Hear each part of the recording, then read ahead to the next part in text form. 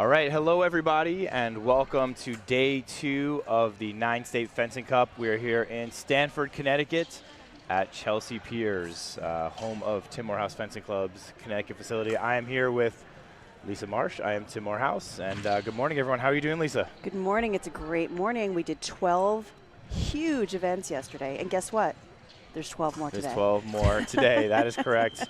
And we're starting the day off here with Youth-14 Women's Saber. This is the pool, and this will be our first match of the day. Two fencers from Tim Morehouse Fencing Club, Brindley McKee on the right, and Olivia Mermergas on the left. So what happens, Tim, when two teammates are competing against one another? Well, as a coach, you hope that everyone comes out of it still friendly, but it's tough when you know the opponent. Like, both Brindley and Olivia fence each other at practice, so they're very familiar with each other, and it's a different psychology. And but they don't get coaching, right? There's no coaches on the side. No coaching. It's up to them to do it, and we just kind of stay away. And no one cheers. No one cheers.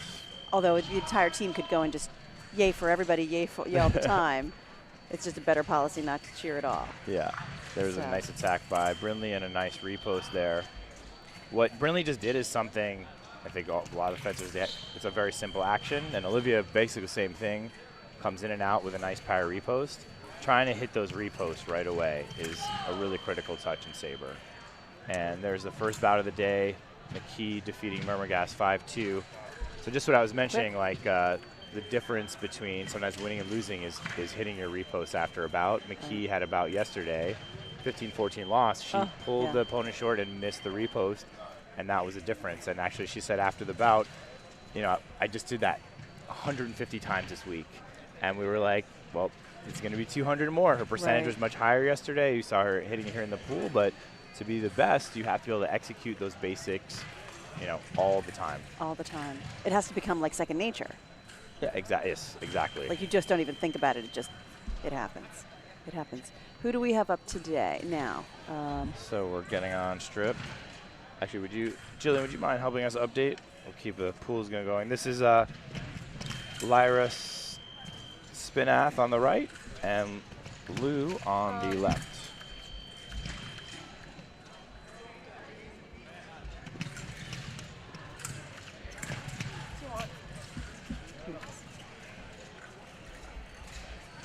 And we see a point in line here. The fencer has to actually hit the blade to score, and in that situation, it becomes more of a counterattack.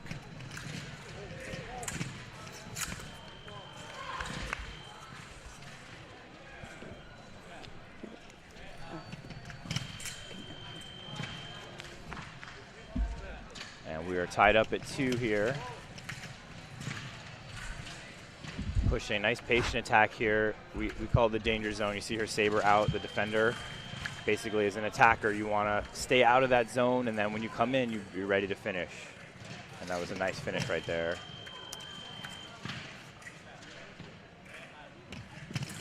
So do you find that in the Y-14, you have, are they really solidly in that group, or do you find a lot of kids from Y-12 fence up? I think in fencing, a lot of students fence up, especially when you're in that Youth-12 category, and especially if you're traveling somewhere. Nice parry repost. That was a nice parry. Oh, come on! How'd she get that touch? Yes. What just happened? Nice parry repost. For both, especially in the pools when folks are nervous. When you're nervous, two things tend to happen. You tend to lunge too soon or execute your move backwards too early. So in that situation, you saw a little bit of nerves, like both fencers lunging pretty quickly. So far, both these bouts have been mostly, determined in the middle. But that's really, when you're watching Saber, 90%, 95% of the bout, it's honestly determined in the first 2 steps of both fencers. Yeah, we were saying yesterday we love it when they use the strip. Staying inside the box is exciting, but it'd be great to see some real movement. Now, yesterday, Lucy Krasowitz was here, so she might have a level of comfort. We'll see. We got Krasowitz versus Beretti here. And Krasowitz starts off with the attack. Now she pulls and a nice counterattack. Very nice. And now a situation early where Krasowitz went back a little bit too early. The opponent was able to see it and continue. Didn't finish the attack, but you know, you want to be mindful not to jump back too early in the middle.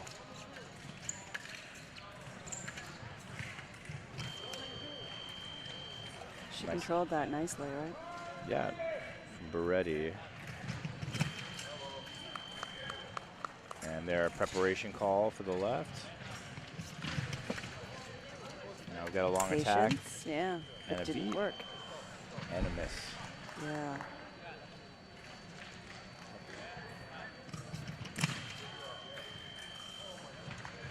And in these shorter matches, it's really about going with what works best. It's really hard to change too much in a 5-touch bout. There we go, attack from the left. And Beretti wins 5-3. So really, like, you're going in with, it's very hard to do some sort of complex strategy in a 5-touch bout. You're looking to, if my couple best moves are attacking off the line, I usually want to start aggressive and see how my opponent reacts as the pool goes on. I'm looking to, you know, just kind of go with what's working. You never know exactly what might be working that day. Yeah, you don't really have the points to be able to work it out. Like, oh, this will work, and I'll, you know, that's what we were saying. Like, 15 points gives you the opportunity to find out what works and what doesn't. You know. Yeah, 15 you can make a change. In 5s you can, but you have the room, the margin for error there is small. Tiny. I think a big thing with younger fencers is making sure they're watching matches when they can in their pool, because even a little bit of information about your opponent can help. Knowing even if they're aggressive, if they like to do preparation, or they like to pull or attack, you know, even that can be the difference between 1 point in a 5-touch bout. You know, that's the difference, 1 point. Now we're back with Brinley McKee, and now we have Andrea Lee on the left side. And Brinley's one of the top seeds in this tournament. She's nationally ranked in under 17. She's still 14 as well. So she's going to be one of the favorites today to certainly to get to the top 4 and to maybe win today. And this is her second year in Y12. I'm sorry, Y14. Second year Y14. Okay. Second year Y14, she won a national medal in Y12. And then it's pretty hard winning. You know, like, age really makes a big difference in youth. Sure. So when you're 13 and you're starting to get national points in a category like Youth-14, it's actually a big deal. Yeah, yeah. And she had a great year last year, I remember. She just kept winning and winning and winning. And I think I remember there was like one event where she got 2 ratings. Like, she got a rating in the morning, and then she got a second rating in the afternoon. And there we see Andrea Lee with a Brinley counterattacking, Andrea Lee parry post. And these guys fence, again, at practice. So Andrea, this is one of her first or second tournaments, but she's hanging in here. She's doing well. She's doing well.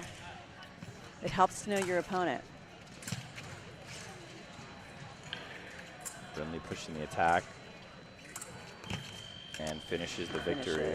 Yeah. But that's a really good example. Andrea Lee's this is probably her first regional tournament, and Brinley has fenced, you know, 40 or 50 of these now. Right.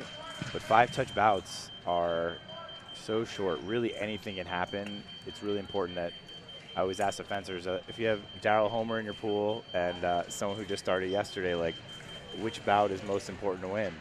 The person who started yesterday. Yes, because you can win that one consistently. But the guy who's Daryl Homer, forget it. Yeah, if you take care of business, you beat the people you're supposed to beat. You're always going to be, you know, you're going to have your victories, and then on a good day, you'll win that. I think if you're going to beat Daryl but then lose to the worst person in the pool, you're not setting yourself up for consistency, which is really what it's all about in the long term with, you know, making results, is just consistency. So we have Olivia Mermegas on the right-hand side and Karina Leo on the left. Olivia, nice push, but did not finish. And with the parry post there.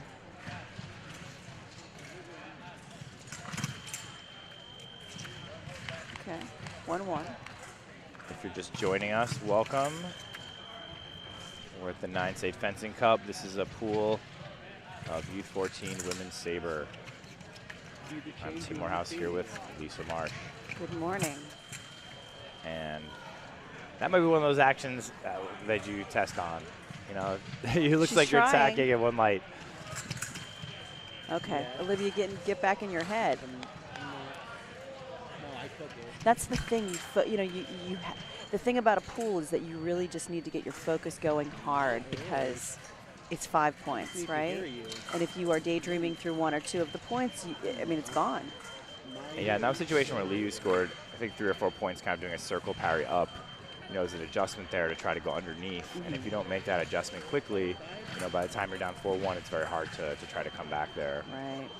So we are going to Lyra Srinath on the right-hand side and Maya Bairetti on the left.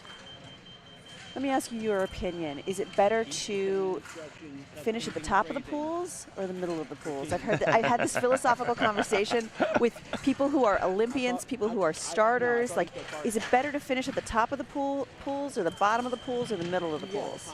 And I think there's also some superstition to what the answers are. I've not heard the superstition part. Now I'm going to even think more about that. I got so many different hats to wear when I answer that question. Right. As a coach, I want my fencers to know, and my best fencers to know, whatever you do in the pool, the Ds are a different tournament. 15 is very different from 5. So even if you went 2 and 4, I never want my fencer to think the tournament's over. I think I always joke, but if you end up in the 40s or 80s, sometimes it's better than being like the 32 seed where you're going to draw the first seed or even the 64 seed. I think it's better to be 80 than 64. Right. Because you're going to fence someone in the 40s and then someone in the 20s. And if you're the 64 seed, you're going to have most of the time, the top 2 or 3 are going to be the strongest fencers. Most of the time, they'll have dominated. You know, you'll have some of the really strong folks at the top. And then after that, I think there's a lot of winnable bouts. So. But is that a strategy that people can actually control? No. That's what I thought. That's what people talk. That's what I thought. Everyone thinks they have a system. It's like going to Vegas. There's no system. It also depends on the event size. So, you know, I've seen parents like, oh, is it better to, like, my child's like 3 and 2? Is it better to lose this last bout and be 3 and 3? No, don't lose the last bout. No, it's not. You don't really know where you're going to end up because if you look at a bracket afterwards, the one touch could be like 30 spots. So. Right. You have no idea. Right. 3 and 3, 4 and 2 is going to drop you where you want to be. It is. Unless you know every single pool and how the indicators are breaking out in every single pool, which no one does. No one knows. So on the left we have Andrea Lee, and on the right we have Lucy Krasowitz. I feel like most of these girls seem like they know what they're doing. They are, I don't see, you know, sometimes you see somebody come into a tournament who just doesn't seem to have very much experience, but all of these women seem to have it going on. Yeah, I mean, it can run the range, but, you know, definitely, I think most clubs are not sending fencers to regional events until they've gotten some experience, like at their club. Nice attack there from Andrea against a counterattack.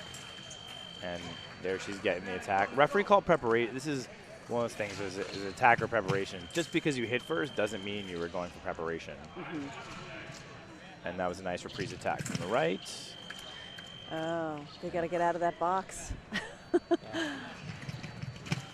Oh, goodness. And Andrew tried to take your advice, but needed one more step back to pull her short. That also is one of those things, like making sure you're making enough retreats back. I think a lot of things that play out, even at the highest levels when you're nervous, is not taking enough steps. Not quite enough steps. You don't want to take too many steps back, but that situation, you start slowing down where you could have taken one more step back, that a lot of time is a sign of a nervousness.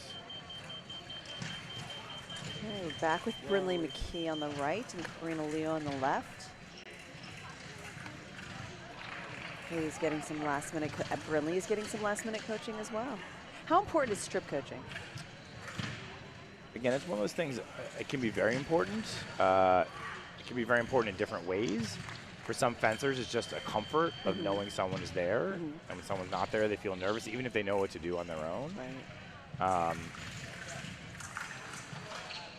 see this first touch here. Attack falls short. Post from the right. For more experienced fencers, you know, they should know what to do. If they need to be coached through every point, I think at a certain level, you're just not going to be able to get that far. Brinley was looking for a repost there, but referee giving the reprise from the left. And attack no.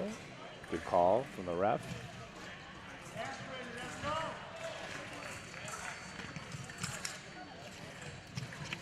Come on. Now it's patience time, right? Yeah, you don't want to, even if somebody you don't know, if you go a little bit too fast, they might just stick their arm out and get a one light on you right there. So you see Brinley waiting. she tried. That's what she was waiting to pull out that counterattack. Right. She just didn't want to risk getting one light counterattacked. And there she goes with the repost. Nice. So you can see she's starting to figure out her opponent here a little bit, and there's the preparation and the bout. Yeah. Well, he goes very fast off the line. I mean, she's somebody I would say, take a break, step back, take a breath. And that was an example you did see, McKee adjusting in the bout to her opponent and just slowing down. I think that's also a sign of experience. But just to come back to your question about strip coaching, it really depends on the fencer. I think the coach can make a difference in different ways. With a strong referee, it shouldn't make a difference on calls, but sometimes if there is a coach there on one side, not on the other, I don't think it's intentional, but I think there can be calls that are made sometimes on the border. But with a strong referee, that shouldn't be the case. So it really runs a gamut. I think also at this level, our job, and I'll put my coach's hat on, is also to help our club, fencers and families know how to interact at the tournaments, like you talked earlier about when teammates fence. Like, I think it's really like one of the hardest things sometimes initially is to tell parents, like, yeah, you can't cheer for your child here. They're fencing someone from their club. So on the left, we have Olivia Mamregas, and on the right, Maya Byretti.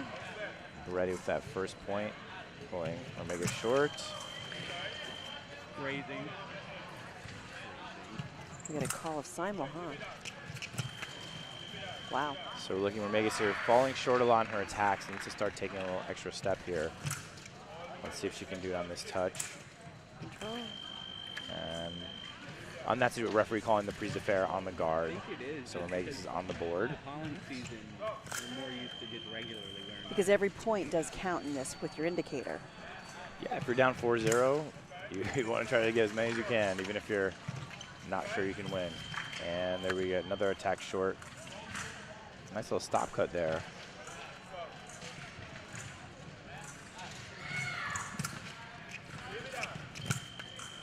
So really important that Omega slow down, take a few more. Sometimes just taking an extra step, even if it's a preparation step, is going to help.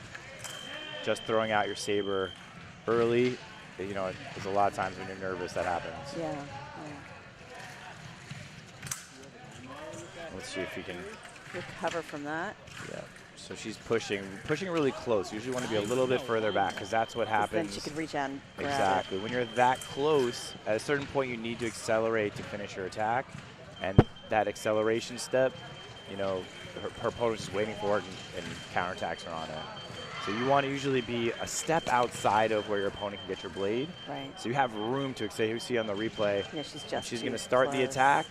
Her right outside her opponent's danger zone, and boom, boom, her opponent sees that acceleration step and can hit her. Like, I want our fencers, that acceleration step has to be a step outside the opponent get your blade. And you may accelerate and decide not to continue. Like, sometimes acceleration is used as a fake.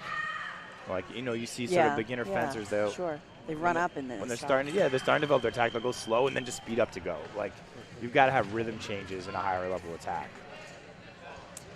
On the left, we've got Krasowitz, and on the right, we've got Srina. Krasowitz really strong off, pushes right there off the line and pushes her opponent back and scores a point. No, Srinath got the point. Srinath, yes. And Krasowitz pushed her down the strip and got the point. And wow. Now we'll see here. So you see a little nice. And went for a line there. I think she just missed. Yeah. And there's that para post miss. Another repost. Those are touches that really, again, you want to hit those reposts. So Srinath is a lefty. Does that figure into your strategy when you get on the strip and you see, oh my gosh, there's my lefty, I've got a lefty? It definitely factors in your strategy, and it's definitely an advantage at this level as well. People not as comfortable with the lefties.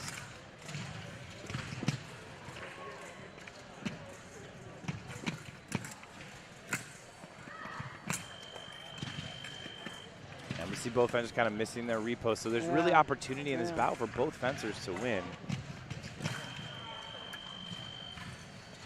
And it's tight. It's 3-4. I mean, it is what it should be. And there we go. Nice parry post. So, surprise on the left. From the lefty. Yeah, lefties are, a lot of my teammates were lefties, so I was very comfortable fencing them, but definitely different strategy. Their saber's closer to you. Yeah. Like your arms are, you know, they're able to hit you earlier than a righty would, so.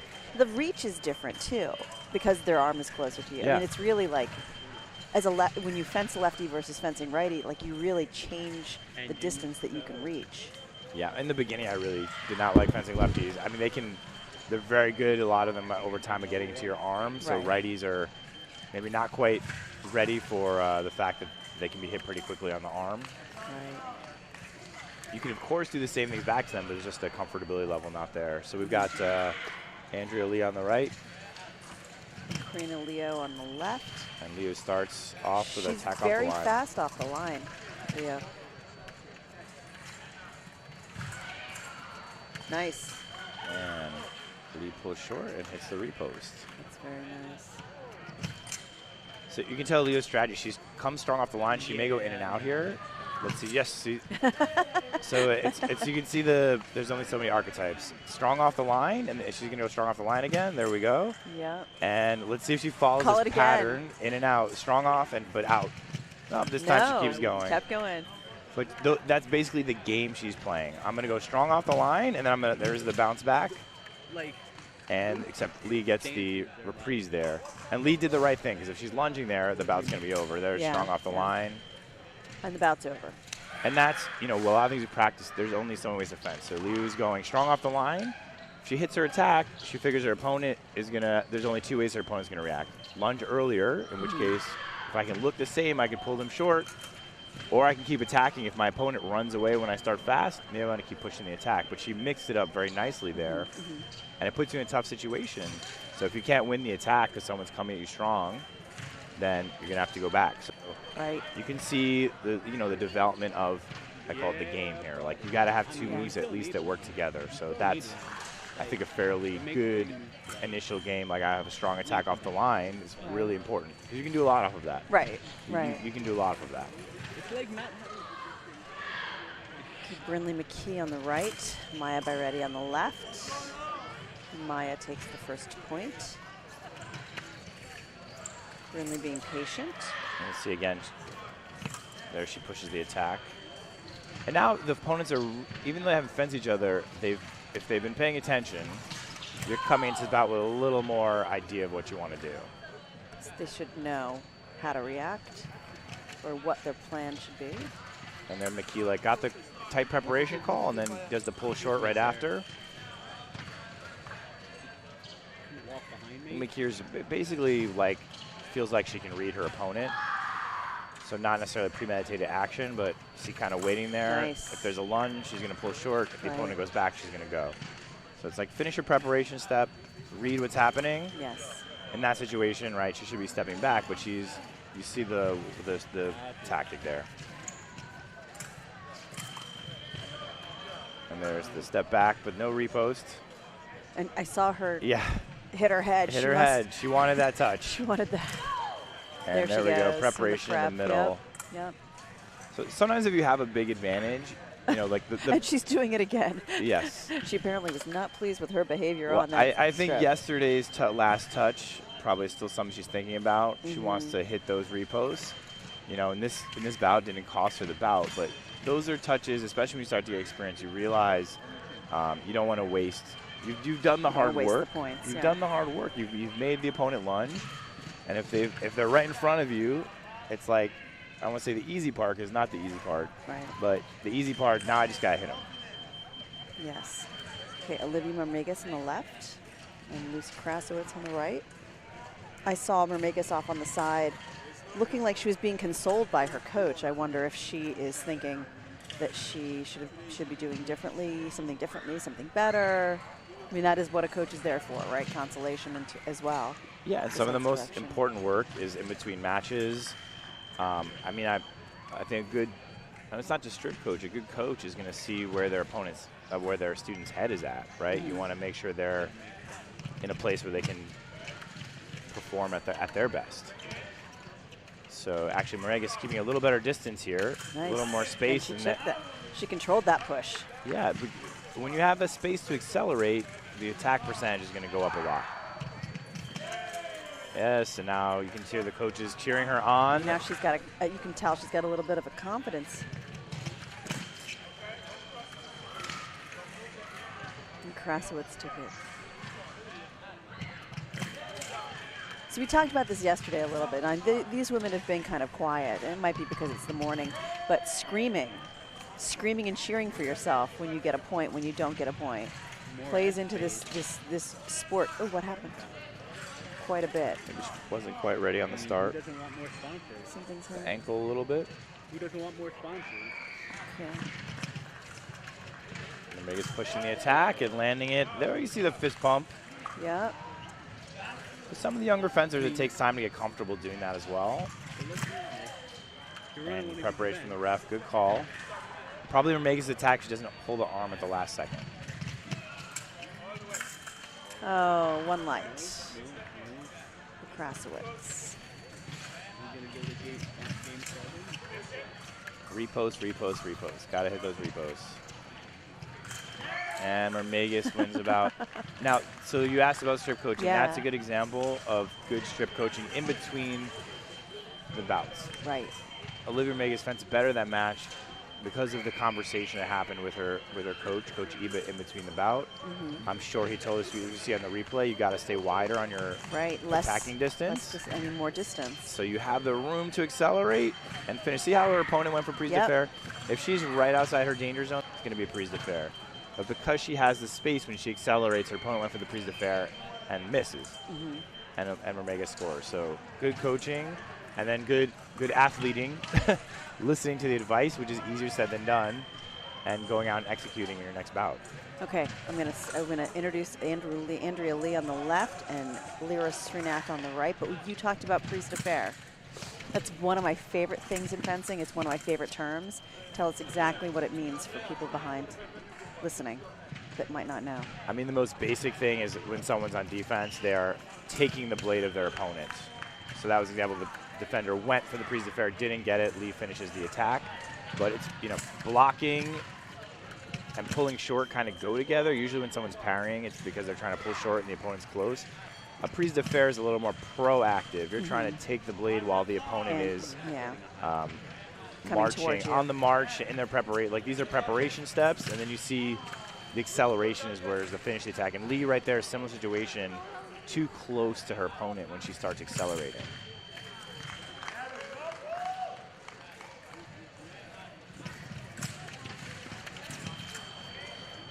Too close. That finishes the bout. But this is part of why it's important to go to tournaments, because fencing at a tournament is very different than practice. Everyone is nervous. I found my moves worked differently at tournaments when I'm fencing someone who's nervous and they're jumpier. Right. Like, my fakes wouldn't work at practice, but all of a sudden in a tournament, people are nervous, they would jump at them. Yes. Yeah. And just getting used to fencing, you never get over nervousness. You always are going to be nervous, but that doesn't mean you're not going to fence well. So it's knowing how to fence with the nerves and the adrenaline, and your opponent who's going to be nervous and, have adrenaline also. Right. So Maya Byretti, she on the left, and Karina Leo. I think Karina Leo's on the left and Maya Byretti's on the right. Yes, Leo's on the left here.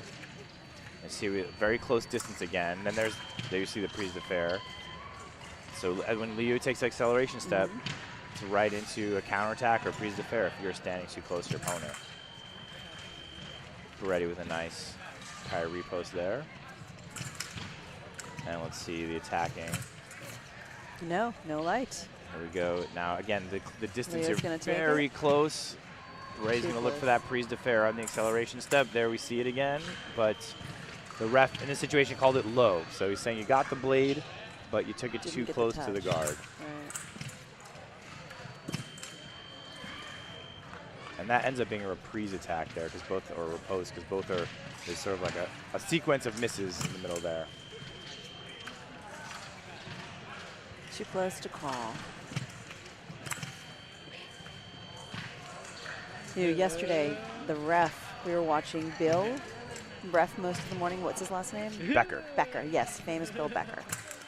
He called, I think, 3 simultaneous in the whole day, which means, number one, it wasn't that the kids weren't going in together, it's that he had the ability to, he's such a good ref that he was able to see it.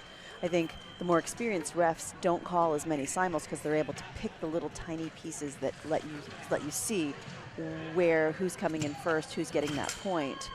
It was really good to see.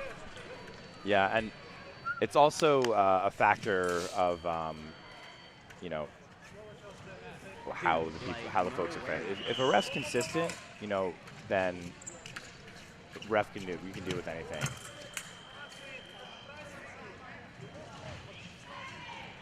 Here we see a coach trying to get involved in the action a little too close here. The coaching box is there for a reason. Yes, Liu there with the reprise attack, wins the bout. Coach not happy.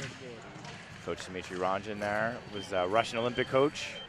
Looks like he's going to go over and have a little chat in the museum in the background with the ref about that call. Whoops. We've got a little excitement here. Does that work when the coach goes and talks to the ref? It all, you know, what was the call? I mean, what's he upset about? It all depends on the ref, honestly. You know, obviously, Coach Ranjan feels there was either inconsistency. I think most of the time coaches are upset it's about inconsistency more than one incorrect call. And he's still talking. We have Brindley McKee on the right and Lucy Krasowitz on the left. But certainly, it can make a difference if the ref is not confident in what they're doing. It can make a difference if one coach is pushing the referee on a call. McKee so far undefeated here.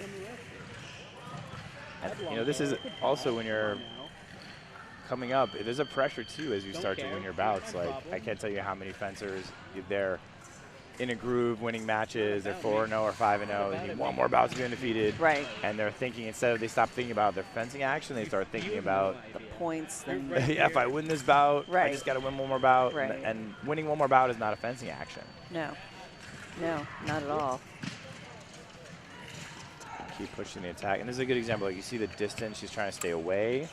You see her even stepping back there so she can accelerate. Actually, a parry there from Krasowitz and a counter parry from McKee. I need to see him Dudley boy somebody with a chair. And you'll see the experienced fencers like have a little more bounce out to their attacks, pushing in, bopping, popping out. Yeah. And you'll see this here. When your opponent searches or makes a hard fake, it's a little bit of a moment where you can step away. Although this time, Krasowitz was actually very nice. She was like, good going in for the tried attack. to take the attack, she did, and McKee ends up with a parry post. And that should be preparation. McKee with a 5-0 victory. And that is that last movement was really like the benefit of McKee being so long. I mean, her preparation is right there in the middle, whereas another kid might have to take a couple of steps. Krasowitz. My college coach used to say, you can't teach height. No, you cannot teach height. You cannot, but you can do a lot with it, or you can do a lot against it. You were saying that yesterday, you know, there's a body type for epee, right? It's good to be tall. Whereas Saber, you could be anything. You just need to learn to do the best with what you've got. You know, Daryl Homer is not tall, but that man covers a strip faster than anybody I've ever seen. And also, I mean, your target is smaller. So, right. You know, I think in foil, you tend to see a little bit of, you know, shorter fencers are able to do more because you've got already a more limited target area. Right. And then foil fencers when they get the squirminess going with their bodies, it can become very hard to hit them. Yeah. Mermegas on the left and Srinath on the right. Okay, we've seen some confidence building happening with Mermegas throughout this bout or throughout these bouts. Let's see if it keeps going. Okay. Still no light. Was a moment for Srinath to cut again after she missed her attack, but she went back. And now Mermegas He's going to take the blade, and yes, got the finishing point. her attack. Srinath is actually, you can see her trying to stay in closer. Megas is trying to keep more space, but of course your defender can also slow down and stay closer to you. Now, Megas has done that second, twice. She's gone in and had the attack no. So now she's mixing it up. Those are touches I think coaches at every club and country talk about. We don't want to do a fast advance lunge off the line. It's very hard to score in that situation. Yeah. It's just a low percentage touch. Nice parry proposed from Srinath. It makes it look like she thought she might have hit. That sounds way more nefarious. That was beautiful. There's a lot of in and out and in and out and in and out, and then someone just jumped in. It's a game of chicken, right? Here we go. We're going to watch this again. Megas trying to keep Control it. distance. Yeah, I can hear you guys. Srinath's going to go for a counterattack, most likely. And no light yet.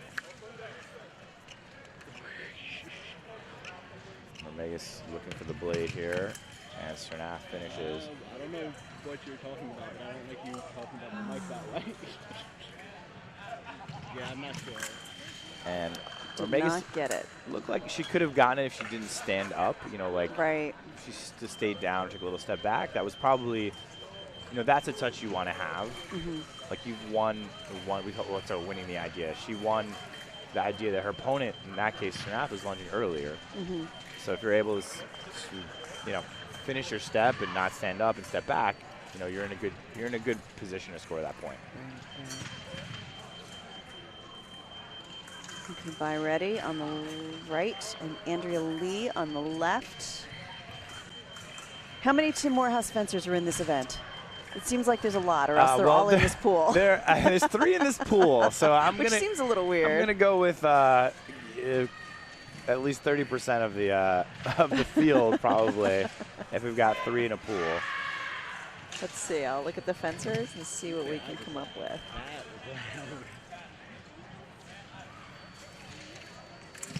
Already nice power post. She's been really fencing well in this pool. So we got 34 fencers, and we've got 7 from Tim Morehouse. So this is really just a stacked pool. They've got them all. They've got them all here for us. Yeah. Lee falling short. Brady attack. She's got a really nice pool here. Really nice fencing. You can see there's like a calmness, but also the energy there too, which is a sign of someone who's confident. Confident. Yes. Exactly. And that makes a big difference, because when you are not confident, second guessing everything you're doing, makes a big difference. And we'll see what happens about. Oh, I'm in the wrong pool. Sorry. Back to our pool. Okay, we are coming up on the end of this pool for Y-14 Women's Saber. I believe this is our penultimate bout. We've got, who do we have here? Is it Krasowitz and Leo? Yeah, it's Krasowitz on the right, Leo on the left. Okay, so we've got 2 more after this. And nice repost there.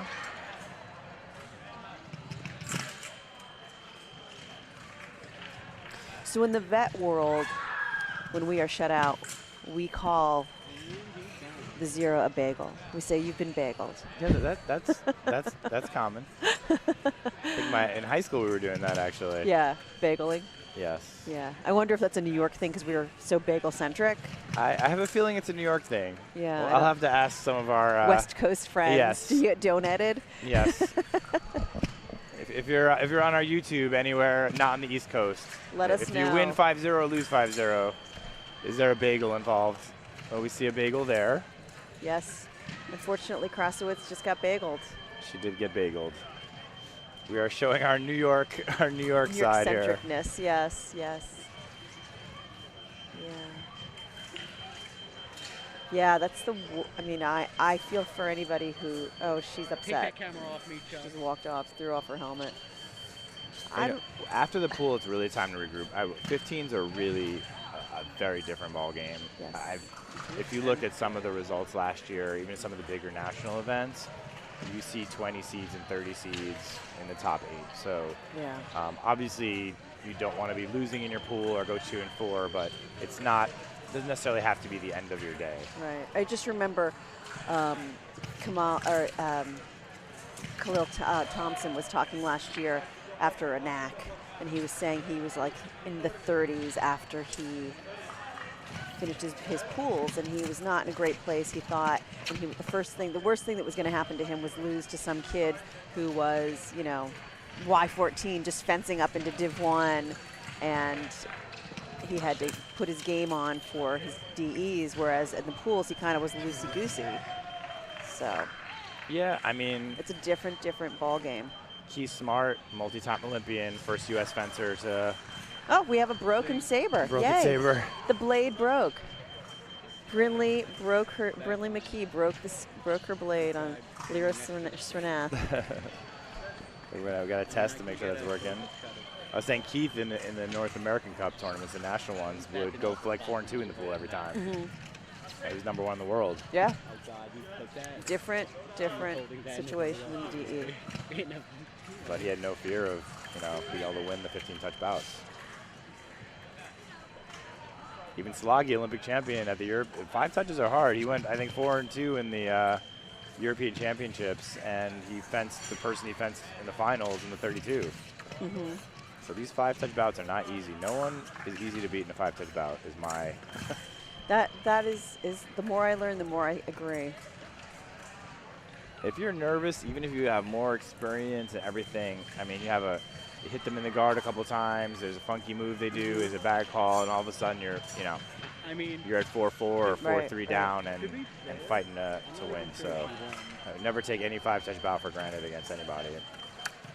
Okay, so we are coming up on the final bout in our pool. This is pool number 1 for the Y-14 Women's Saber at the 9-State Fencing Cup. Have no glare. Is anybody commenting? Is anybody giving us any comments? No one bagels? I think Sunday morning we're still. It's a little early. You know, I was getting yesterday people sending pictures. They were, you know, putting the 9-State up on their TV at home. So if you're doing that, I love those pictures. Yeah, those are great. Yeah, I had several friends send pictures of us when we were talking on air. Well, you know, nice. Whoever's watching us at 12 and 1 p.m. and 2 p.m. is a dedicated fencing person if they're watching fencing and not for the football games on Sunday. So, you know. I think it's a nice alternative because not everybody does like fencing. I mean, not everybody does like football, and fencing is a great alternative to watching. This is exciting action. And we've got 2 teammates fencing here, which actually shouldn't be happening. Teammates should be fencing first. But there were 3 of them in here, so. So normally you have the teammates fence first in the pool. So there's not any shenanigans at the end of the pool, which there will not be here in this bout. But you know, there's been situations. I was going to say, what are the shenanigans? Well, Tell the me. shenanigans are a teammate helping another teammate. So I'm 5-0, and my teammate's 1-4 needs, or 1-3 needs to win this bout to move up in the pool. So I'll just loosey-goosey it and let them win? Yeah. I mean, it's pretty rare that you're going to have 3 teammates in a pool at a larger national event. Right. But here they're certainly both fencers trying to win this bout. But looks like Mermegas has figured out her spacing. Yes, and she brings home the victory there. Okay. Much stronger. That's a good example as you watch them go through the pool, how they can go up and down. I mean, her confidence grew. I mean, you could literally see her confidence growing around her practically, which is great. Really nice to see. Congratulations, Andrea Lee. Congratulations, Olivia Mermegas, for finishing your bout, your pools this morning. Okay, I wonder what we're gonna get next up here on our screen. Yeah, I'm just looking around the room. I think the Saber pools are mostly finishing up, so I'm sure they're gonna go to the DE soon. Saber usually goes much faster, right? If the event's starting together, or they're gonna get through the pools first and get into the DEs. So I think we're gonna probably some DE bouts here from women's Saber. That would be great. I'm looking at the pool results. So Caitlin So was here yesterday. She did really well. She is 6 and 6 for 6, which is great. Isabella Favo, Hanu Gala. These are women that we saw fencing here yesterday in the Cadet Women's Saber. Saw them on our strip. Everybody's looks pretty good. In an RYC, everybody moves on. 100% promotion. 100% promotion, which is a great learning experience because there are a couple of kids down at the bottom with not great indicators, and they might be dropped if they were at a regional, but to national, but here at the regionals, they get to move on and test their skills in the DE. And you know, it takes time to get tournament experience, so these events really are for developing fencers. I mean, I think at the core, you know, that's what they're meant to be and should be. Because if you think about it this way, I was late to fencing, so in order for me to get World Cup experience, I was losing in the first round of most of the World Cups I were going to. So